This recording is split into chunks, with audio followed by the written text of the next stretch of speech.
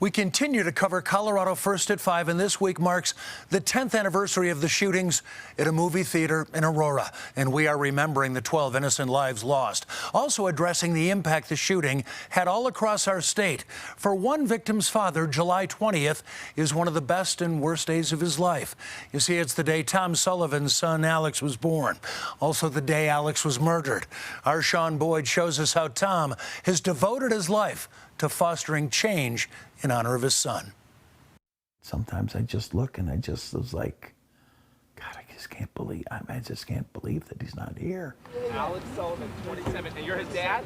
It's been 10 years since his son's death, but time has done little to dull the pain for Tom Sullivan, who can't remember the man he was before that day, before July 20th, 2012.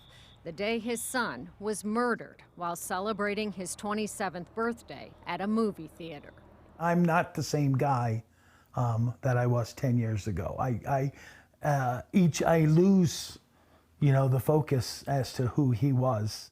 Before his son's murder, he was an Air Force veteran and Postal Service worker. Today, I'm the parent of a murdered child. That's who I am. Yet instead of burying his grief, Tom Sullivan has harnessed it and become a powerful force for change. A year after the mass murder in the theater, he began testifying on gun bills at the state legislature. I'm not seeing the changes. They're not hearing what it is we're talking about. I think I've got to run. I've got to run for something. He was elected to the state house in 2018. And wore his son's leather jacket every day, a reminder to everyone of who he was and why he was there. He led passage of the red flag gun bill his first year.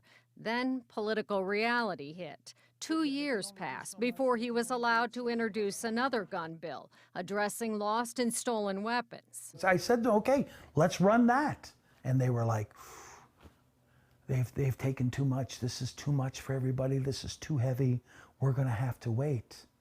Wait, why? His son, he says, gets him through those hard days. But it is the nights when Alex comes back in his dreams that he treasures most. A lot of times it's the little Alex who comes to me and talks to me and I can pick him up and stuff. And I'm one of the lucky ones. I do have, dreams about him, and, he lets me know, how he's doing and is there when I need him.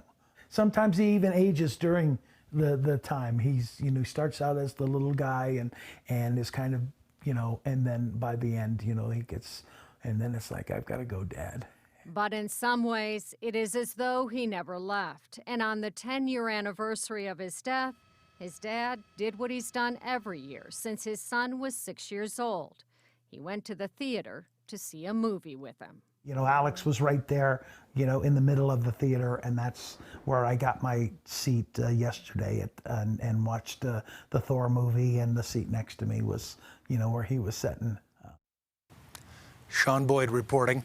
All this week, look for more stories on those victims and the impact of the Aurora Theater shooting. You can see those stories at cbscolorado.com.